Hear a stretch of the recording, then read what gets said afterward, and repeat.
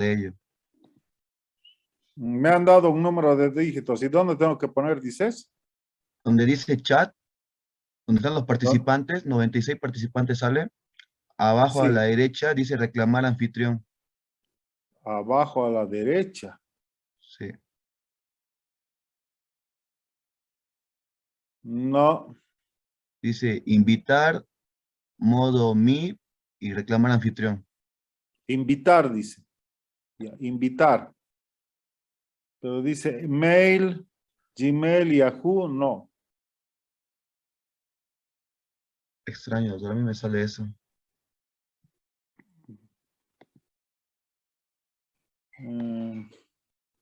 Claim host. Si te paso, a ver acá. Si te paso el código, dice claim host.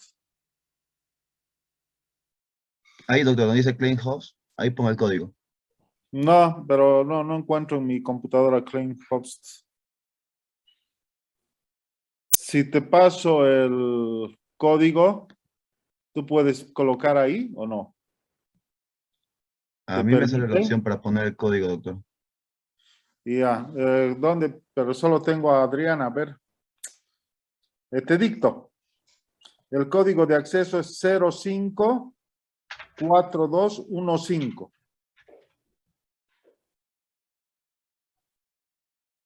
La clave del anfitrión que ingresó es inválida. ¿No sale? Espera, espera, a ver. La clave del anfitrión es 150 400. 400. Ya está.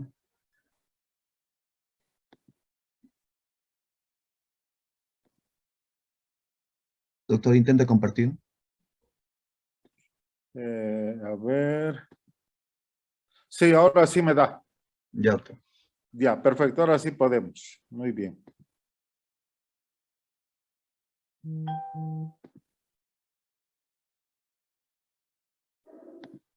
Ahora sí ven mi pantalla. Sí, doctor. Sí, doctor, se ve bien. Bueno, vamos a hablar inicialmente de arritmias supraventriculares y después vamos a tocar, si nos da el tiempo, de bloqueos auriculoventriculares.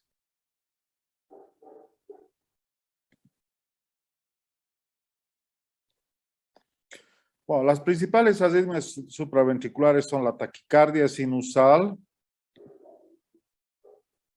que en este caso es esta en la parte superior izquierda, en la que el nódulo sinusal empieza a despolarizarse con más de 100 latidos por minuto, digamos, ¿no es cierto? Causas de taquicardia sinusal, a ver, díganme 3. La inspiración, doctor. No. Eso produce arritmia sinusal, pero no taquicardia sinusal. Causas de taquicardia sinusal. ¿Alguien? El ejercicio, doctor. El ejercicio. ¿Otra? ¿Qué? Hipernatremia. No. Cosas más frecuentes. El hipertiroidismo. Sí. El ¿Otra? estrés. Sí, cuando tienen que dar examen. ¿Otra? Doctor, el consumo de alcohol, tabaco y cafeínas. La cafeína particularmente, La ¿no es hipotensión. cierto? La hipotensión sí puede crear particularmente los estados de choque, la hipovolemia, la anemia, los cortocircuitos izquierda-derecha son causas de taquicardia. También y es frecuente la fiebre, ¿no es cierto? Cualquier proceso infeccioso. Bueno, otro tipo de arritmia supraventricular es la de entrada sinoauricular, que no es fácil diagnosticar, así que no vamos a referirnos mucho a esto. Otro es la taquicardia auricular ectópica, en la cual existen varios focos a nivel auricular, puede ser aurícula derecha o aurícula izquierda, que empiezan a descargar en forma espontánea. Otro, la taquicardia auricular ectópica multifocal. Otra que vamos a ver es el flater auricular, en la cual el estímulo cardíaco hace un circuito, en este caso a nivel de la aurícula derecha, y produce un circuito desde entrada. Y otra que es muy frecuente es la fibrilación auricular. Sin duda, estas son las más frecuentes. Y después tenemos la taquicardia paroxística supraventricular. Todas estas son arritmias supraventriculares. Vamos a ir viendo con un poquito de detalle todas, pero algunas con mayor precisión porque son las más corrientes. Entonces, la taquicardia sinusal es una taquicardia que se caracteriza por una frecuencia cardíaca que va entre 100 y 180 latidos por minuto. Es una taquicardia regular. Al estímulo carotídeo se observa una disminución de la frecuencia cardíaca y lo que ya hemos mencionado, las causas, la fiebre, la deshidratación, el dolor, el estímulo simpático, la isquemia, el EPOC, la hipovolemia, el hipotiroidismo, el tromboembolismo pulmonar también producen taquicardia. Y el tratamiento tiene que ser de la causa desencadenante. Si tiene fiebre, le bajamos la fiebre. Si está estresado, habrá que tranquilizarlo y darle un ansiolítico, ¿no es cierto? Si está anémico, habrá que ponerle sangre. Y acá estamos viendo una tira de electrocardiograma, la derivación de uno, donde se caracteriza entonces por una taquicardia regular, con presencia de onda P, que la onda P es igual, ¿no es cierto? Tiene las mismas características, y una frecuencia cardíaca mayor a 100.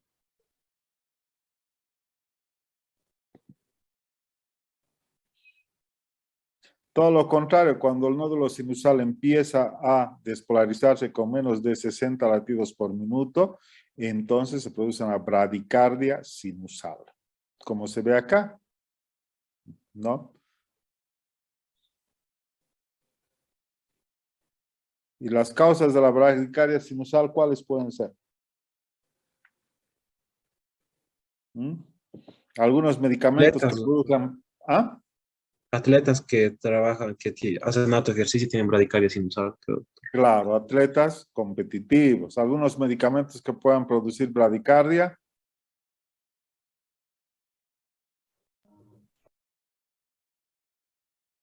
En el sueño, doctor, igual. En el sueño sí disminuye, pero es variaciones cronotrópicas circadianas, ¿no? Otras causas, medicamentos, ¿qué medicamentos? Los betabloqueantes, la miodarona, algunos bloqueantes cálcicos producen bradicardia sinusal.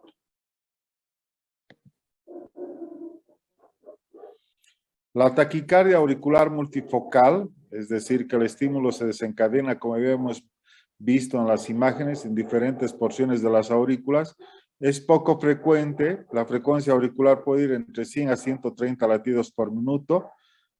Se asocia con mayor preferencia a los pacientes con enfermedad pulmonar obstructiva crónica. Existe un automatismo anormal de diferentes puntos auriculares. Una de las características es la presencia del onda P con diferentes morfologías. Es decir, podemos poner una onda P positiva, una onda P negativa en la misma derivación. El intervalo PP y el intervalo RR son variables. Hay que hacer diagnóstico diferencial con una fibrilación auricular. Y acá estamos viendo un paciente con EPOC, acá lo ven cianótico, y acá están viendo taquicardia auricular multifocal. Que existen diferentes áreas de automatismo a nivel de las aurículas. Y las ondas P son diferentes, ¿no es cierto? Y el intervalo PP es irregular, el intervalo RR es irregular. ¿Sí? Y generalmente esto puede llevar a fibrilación auricular.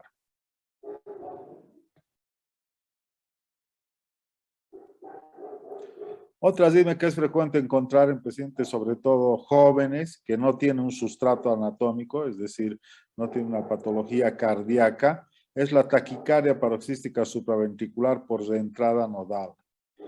Ya les voy a mostrar una imagen y que se caracteriza por una frecuencia cardíaca regular entre 150 a 250 latidos por minuto.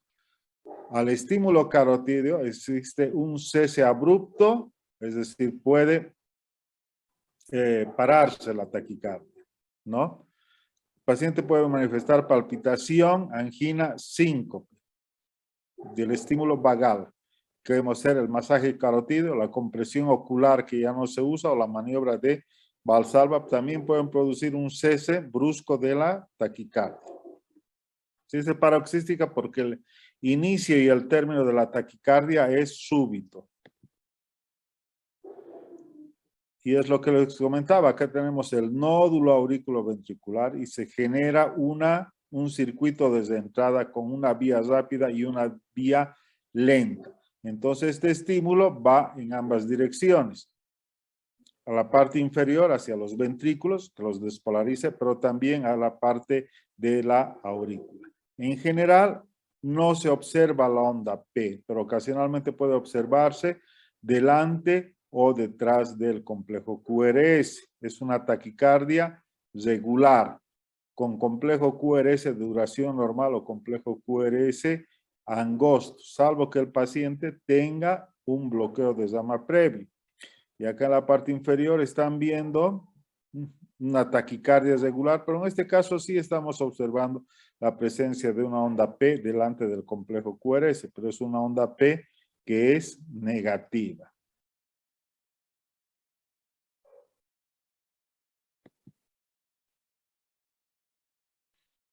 Acá también tenemos una taquicardia paroxística supraventricular.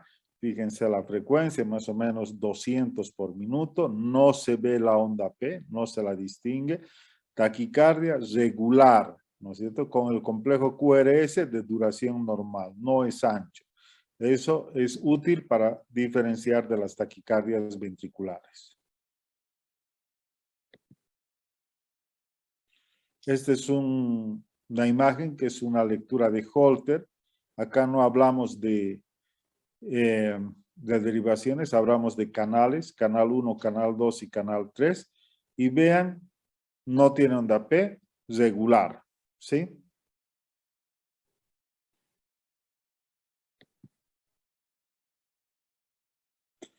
¿Cuál es el tratamiento farmacológico? Hemos indicado que generalmente cuando se presenta un paciente con una taquicardia paroxística supraventricular hay que dividir si está compensado o descompensado.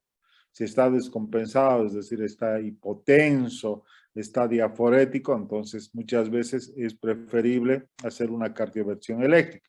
Pero si está compensado, el manejo inicial son las maniobras vagales, ¿no es cierto? El estímulo carotídeo, la Valsalva. Si no funciona, podemos usar medicamentos como la adenosina. ¿Qué es la adenosina?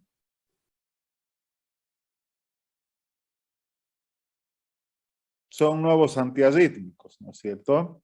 Que bloquean bruscamente el nódulo aurículo-ventricular y pueden cortar esta taquicardia. La dosis es de 6 miligramos en bolo, que puede repetirse con una dosis de 12 miligramos. Obviamente hay que tener un caso de paro por si acaso. La segunda opción es el verapamilo, bloqueante cálcico, que se administra 5 miligramos endovenoso en bolo y que puede repetirse. El diltiazem y la miodarona. En general, lo que más encontramos en cualquier servicio de emergencia es amiodarona. Y se puede dar entre 150 a 300 miligramos endovenoso en 10 minutos. Puede diluirse un poco de dextrosa de solución fisiológica. Una ampolla tiene 150 miligramos.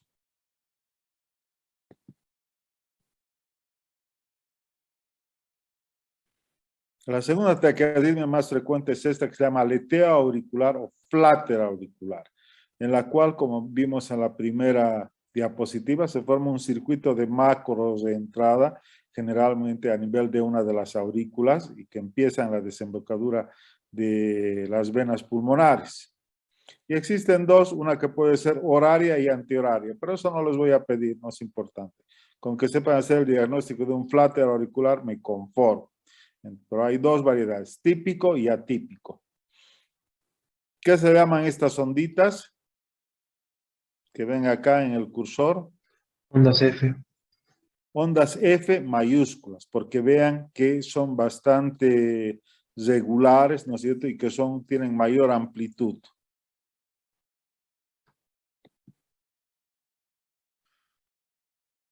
Para el flutter auricular, podemos tener una frecuencia cardíaca auricular entre 250 a 350 latidos por minuto, la auricular. Pero de estos 300 ondas F, por ahí solo pasan la mitad. Entonces tenemos ondas F mayúsculas con conducción 2:1 o 4:1 o 3:1.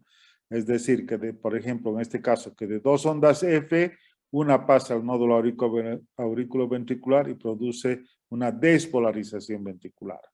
Pero si es muy rápida, obviamente por el periodo refractario del nódulo auriculoventricular no pueden pasar todas. Al estímulo carotídeo disminuye la frecuencia cardíaca. El tratamiento es similar a la taquicardia paroxística supraventricular. Verapamil o amiodarona, en este caso sí, podemos usar digital o quinidina, adenosina o hacer un choque eléctrico. Pero el tratamiento curativo es la ablación por radiofrecuencia, es decir, es introducir un catéter, hacer un mapeo del corazón y hacer una ablación de las áreas donde se están generando estos circuitos de macros de entrada. Bueno, y esto es lo típico, lo característico del flutter auricular, ¿no es cierto? Generalmente tiene estas ondas F negativas en D2, en D3 y en ABF, por eso se llama flutter típico, ¿sí? ¿A qué instrumentos de trabajo se parecen estas ondas? Una sierra. A una sierra, ¿no es cierto? Y acá estamos viendo, por ejemplo, que de 1, 2, 3 ondas F, una pasa, ¿no? Acá también 1, 2, 3, una pasa. Esto es con conducción 3:1 en este caso, ¿sí? Flutter auricular.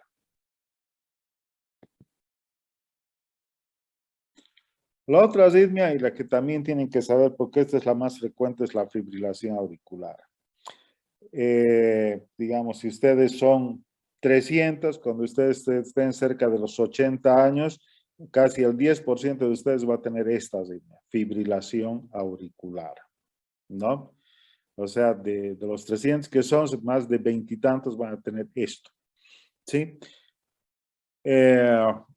Y el riesgo es que esta arritmia, al producirse una despolarización caótica de las aurículas, tiende a generar coágulos y la complicación es el accidente cerebrovascular, ¿cierto? Que puede ser muy invalidante. Así que esto también tienen que saber reconocer.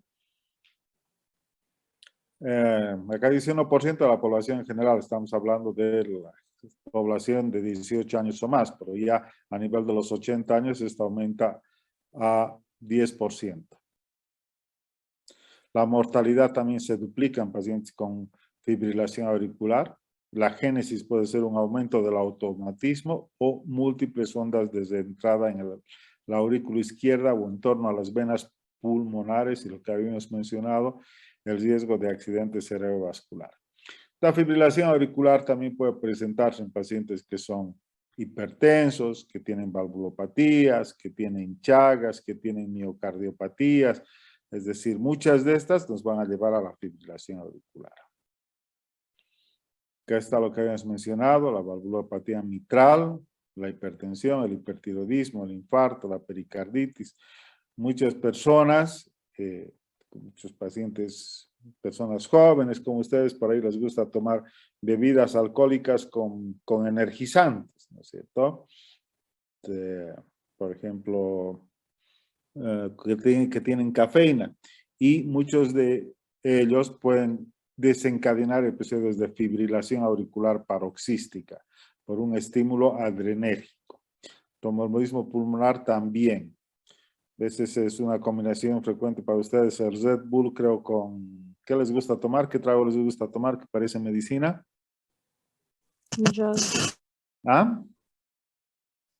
Fernet. ¿No les gusta el Fernet? El Fernet, alguna vez hemos visto en la guardia jóvenes que han mezclado Fernet con Red Bull y después las complicaciones son estas arritmias. Y existe una progresión de la fibrilación auricular, esto más como corolario porque, bueno, por esta idea de que es la más frecuente, ¿no es cierto? Existe una clasificación que se llama primer episodio diagnosticado de fibrilación auricular, paroxística cuando es menor a 48 horas, persistente cuando es más de 7 días, persistente prolongada cuando dura más de un año y permanente. ¿Sí? Muchos de todos estos pacientes, en el electrocardiograma existe la presencia de ondas F minúsculas, con una frecuencia cardíaca de 400 a 600 irregular. La frecuencia cardíaca ventricular va a ser variable, porque no todos los estímulos van a pasar el nódulo auriculoventricular. De acá estamos viendo, sobre todo en esta tira abajo, cómo es el ritmo. ¿Les parece regular o irregular? Irregular. Irregular. ¿Ven onda P o no ven onda P? ¿Ven alguna onda P en esta tira? No. No tiene onda P. Entonces, ritmo irregular, sin onda P, diagnóstico fibrilación auricular. Y esta fibrilación auricular puede ser de alta respuesta, como en este caso, o si existe una anomalía a nivel del nódulo auriculoventricular, puede ser de baja respuesta. Obviamente, cuando uno tiene un paciente de esta naturaleza, tiene que determinar si es una fibrilación auricular de reciente comienzo, si es paroxístico, si es permanente. Y habíamos mencionado que el riesgo era las embolias. Entonces, muchos de estos pacientes van a tener que usar anticoagulantes orales. ¿Alguien sabe lo que es el CHADS-VASc?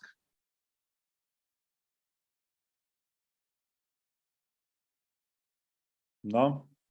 Bueno, es una escala que sirve para ver el riesgo de que estos pacientes con fibrilación auricular vayan a desencadenar accidente cerebrovascular en el primer año. Entonces se toma en cuenta si el paciente tiene hipertensión, si tiene insuficiencia cardíaca, si es varón, etc.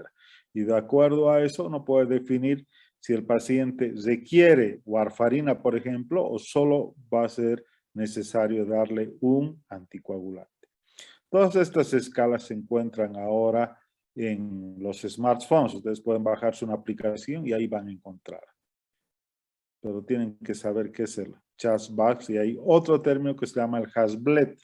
Es decir, es el riesgo que tienen estos pacientes a los que les hemos dado un anticoagulante de desarrollar alguna hemorragia.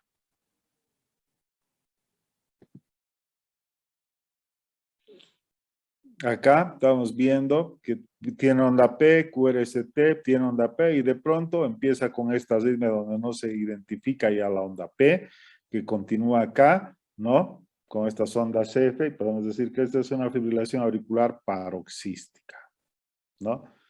Que entra y termina súbitamente, a veces sin necesidad de darle ningún medicamento.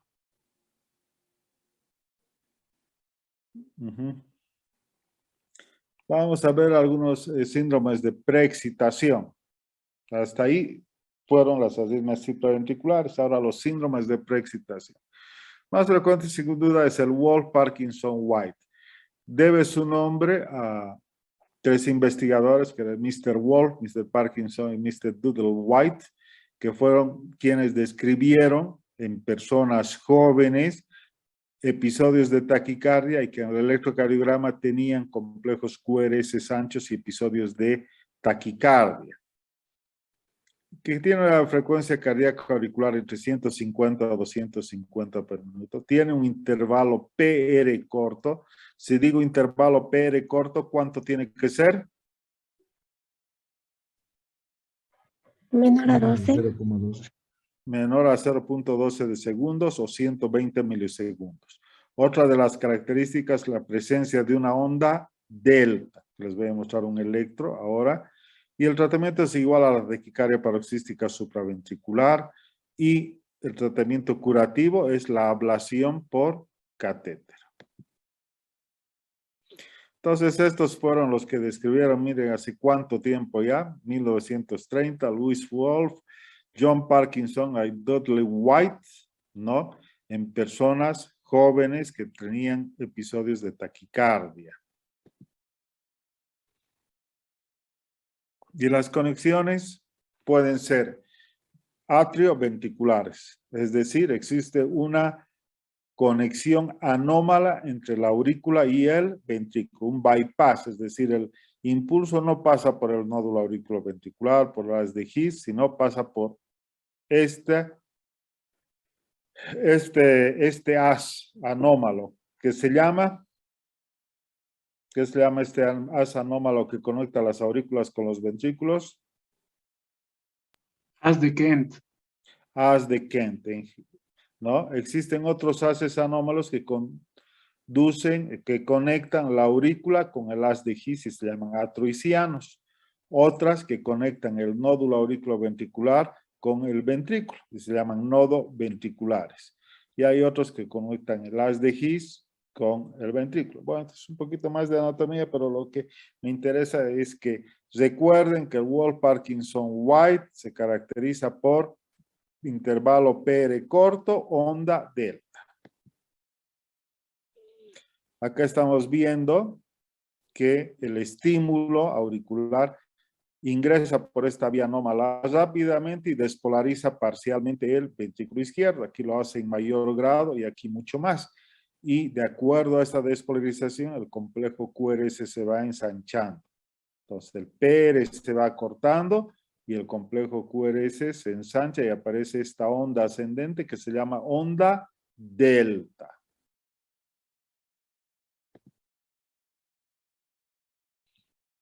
Acá también nuevamente el síndrome de preexcitación, esta vía anómala atrioventricular. Y acá estamos viendo la onda delta.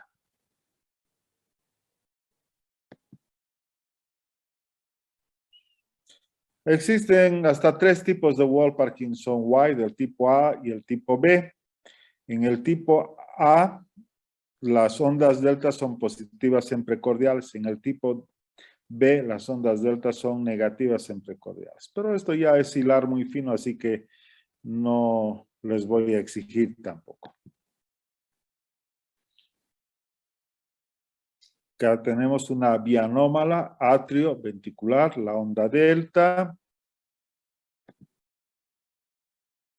Acá tenemos otra que conduce a las cavidades derechas, de la aurícula derecha al ventrículo derecho, lateral. Obviamente, electrocardiográficamente uno puede decir dónde está ubicada la vía anómala, pero también eso es mucho detalle. Ese es el tipo A y el tipo B. En el tipo A hemos dicho que los complejos QRS son positivos en B1, B2, impresión en bloqueo de rama derecha. En el tipo B, los complejos son negativos.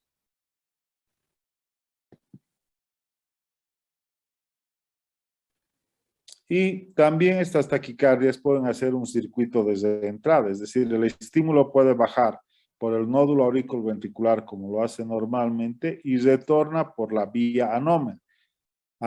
Eso se llama con conducción ortodrómica, es decir, baja por donde normalmente debe hacerlo, pero retorna rápidamente por la vía anómala y produce taquicardias de esta naturaleza, ¿no? Muchas veces con onda P retrógrada.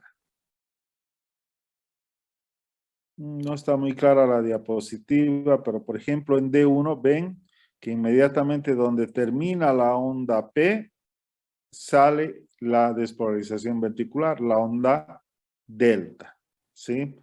Acá en B5 y B6 a veces tenemos una diapositiva más nítida. El riesgo es que el paciente puede desarrollar una fibrilación auricular con un síndrome de Wolff-Parkinson-White, en el que el estímulo baja por la vía anómala y puede desencadenar incluso muerte súbita. Ese es el riesgo. Algunos pacientes, jugadores de fútbol, han debido escuchar que han fallecido a veces en la cancha jugando, ¿no? Y es porque algunos de ellos pueden tener esto, Wolff-Parkinson-White. Y la otra causa es que tengan una miocardiopatía hipertrófica. Bueno, hay un taller de electro que creo que vamos a verlo otro día. Podríamos hablar, todavía tenemos tiempo, de los bloqueos auriculoventriculares. Vamos a buscar los bloqueos auriculoventriculares.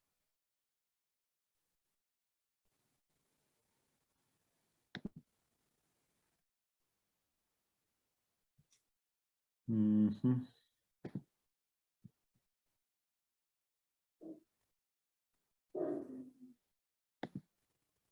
¿Alguna duda hasta acá?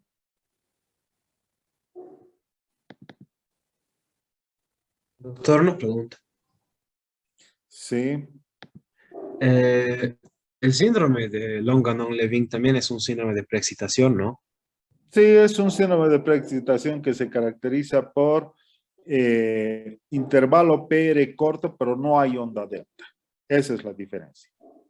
Son trastornos degenerativos del nódulo auriculoventricular. Longanon-Levin. Muy bien. Doctor, una pregunta. Sí. En un bloqueo auriculoventricular de primer grado, donde también hay una, creo que en bloqueo de primer grado hay aumento de la distancia PR, ¿no? No hay una reducción. Claro que hay aumento, es todo lo contrario. Ah, ya, Ahora ya. vamos a entrar a eso. Ahora les voy a Ya está. mostrar. Ya está. Gracias.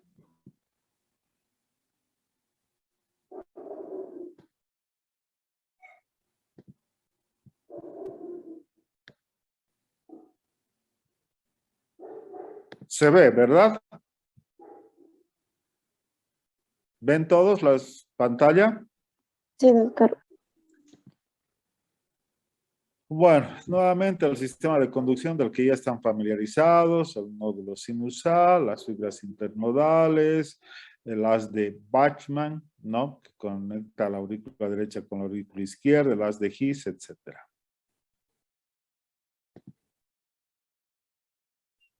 Los bloqueos auriculoventriculares pueden ser de 3 grados. Bloqueo AB de primer grado, donde se caracteriza por un incremento del intervalo PR, pero todas las ondas P conducen. El bloqueo auriculoventricular de segundo grado puede ser de 2 tipos. El MOVITS 1, ¿no? Que existe un incremento progresivo del intervalo PR hasta que una onda P se pierde. Eso se llama fenómeno de... ¿Qué se llama? Benkeback. Y el MOVITS, bloqueo de segundo grado, tipo MOVITS 2, puede ser con conducción 2-1 o puede ser de mayor grado, y el bloqueo auriculoventricular de tercer grado, bloqueo auriculoventricular completo, donde ninguna de las ondas PES conduce. Causas: cardiopatía isquémica, es decir, que el paciente haya tenido un infarto, valvulopatías, las maniobras vagales también pueden generar, ¿no es cierto?, cardiopatías congénitas, miocarditis, endocarditis, la afección primaria del sistema de Purkinje y en nuestro medio, Chagas. Entonces, en el bloqueo auriculoventricular de primer grado, el intervalo PR es mayor a 0.20 de segundo o mayor a 200 milisegundos. En niños no vamos a tomar en cuenta porque más vemos adultos, a 200 milisegundos. El intervalo PR es prolongado y fijo, es decir, siempre va a tener los 240 o 250 milisegundos. Siempre existe una onda P antes de un complejo QRS y el ritmo es regular. Esas son las características.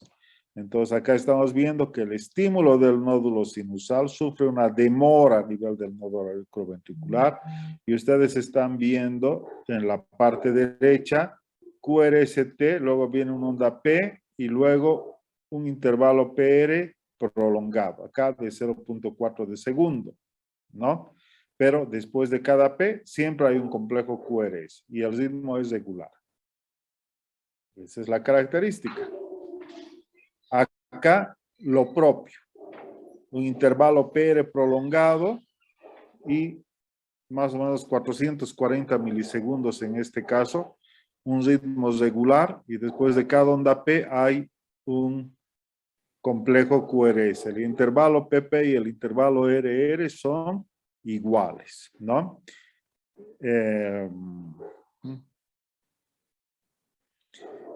Y en este electro de la parte inferior, ¿qué más notan? Aparte del intervalo PR prolongado, ¿qué más encuentran?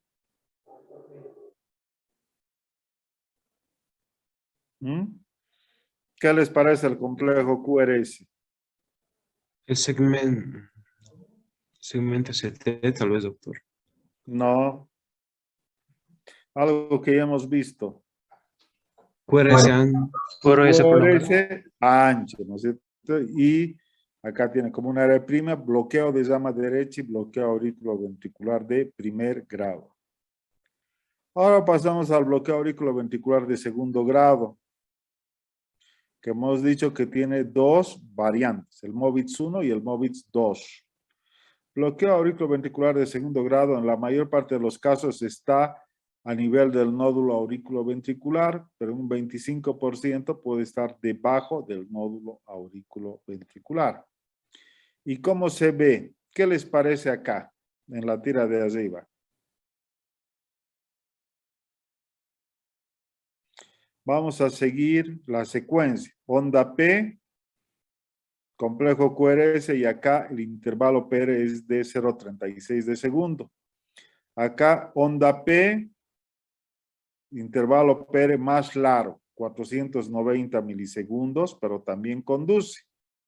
Acá, onda P, PR muy prolongado, 0,50 de segundo, pero conduce.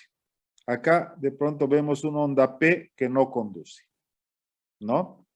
Hay una pausa y después vuelve a iniciarse este ciclo que hemos visto.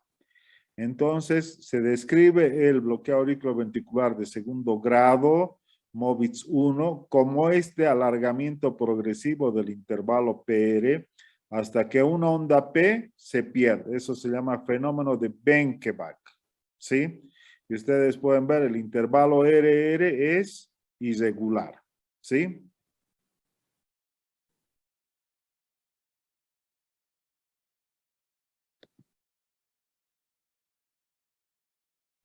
Acá lo mismo, ¿no? Acá está midiendo el intervalo P, acá mide 320, 340, 360 y acá una onda P bloqueada. En general, esto no es indicación de implante de marcapaso definitivo. Puede observarse en algunos infartos, incluso puede ser transitorio. Y acá, esto es un paciente de la caja, ustedes pueden ver una tira de Holter y también lo mismo que veían en las imágenes, ¿no? Se alarga el intervalo PR y acá una onda P bloqueada. Ahora vamos a ver el bloqueo auriculoventricular de segundo grado MOVITS 2. ¿Qué les parece este electro?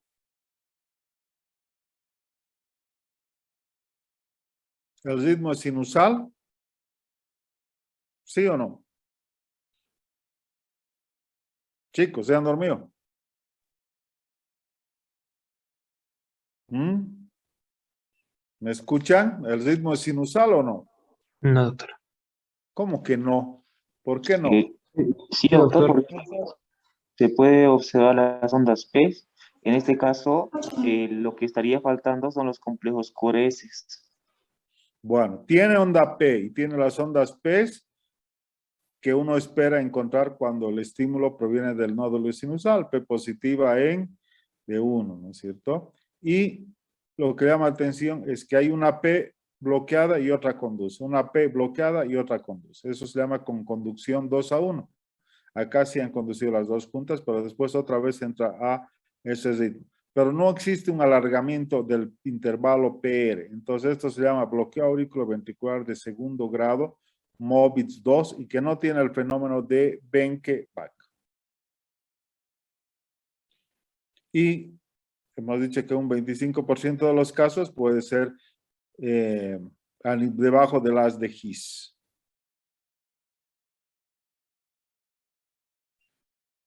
En este caso, en la tira inferior estamos viendo que el corazón está funcionando normalmente, PQRST, PQRST, pero de pronto existe una onda P bloqueada. Esta P no va seguida de un complejo QRS. Eso también se denomina bloqueo auriculoventricular de segundo grado. Acá, nuevamente, estamos viendo con conducción 2-1. ¿Y hay algo más que les llame la atención en este electro?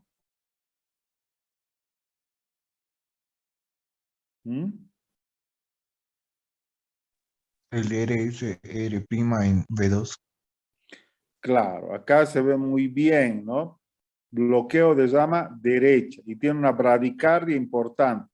300, 150, 100, 75, 60, 50, 40, está a menos de 40 latidos por minuto. Entonces, esto ya es una indicación de marcapaso definitivo, ¿sí? Así se ve. Bloqueo auriculoventricular de segundo grado, MOVITS 2. Y ahora entramos al bloqueo auriculoventricular de tercer grado para concluir el día, ¿no? Que se caracteriza por la disociación de las ondas P y complejo QRS. ¿Qué significa eso? Que los latidos auriculares van en forma independiente de los ventriculares. No existe ninguna relación entre la onda P y el complejo QRS. La otra característica, la frecuencia de las ondas P es mayor que los complejos QRS. Los complejos QRS pueden llegar a tener hasta 40 latidos por minuto. Y la morfología de los complejos QRS depende del origen del marcapaso. Tenemos bloqueos auriculoventriculares a nivel nodal, a nivel isquiano o a nivel infraisquiano. Cuanto más bajo, la frecuencia cardíaca va a ser más lenta y puede desencadenarse un síncope. Entonces, características: disociación entre las aurículas y los ventrículos, presencia de ondas P y complejos QRS que no guardan relación entre sí. La onda P puede estar en cualquier lugar de la tira de electro, puede estar encima de la T, encima del complejo QRS. El intervalo PP es constante y el intervalo RR es constante. A ver, veamos alguna imagen. Por ejemplo, acá en esta imagen en B1 están viendo la disociación auriculoventricular, ¿no es cierto? Acá también, que las ondas P se encuentran en cualquier lugar. Este intervalo P es muy largo, este es muy corto, acá está cayendo la otra P, y lo que les decía es una frecuencia cardíaca lenta, el intervalo RR es regular y el intervalo PP también es regular, ¿sí?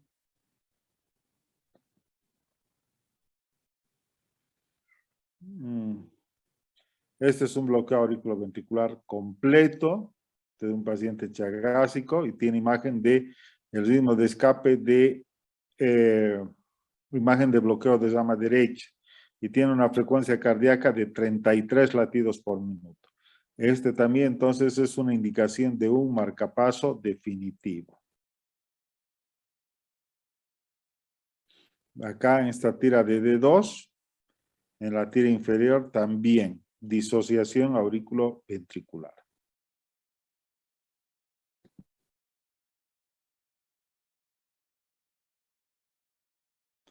En este caso, por decir, el paciente que mencionábamos con bloqueo AB completo, se le ha colocado un marcapaso que ustedes ven el cablecito, está estimulando el ventrículo derecho, es decir, tiene un solo cable.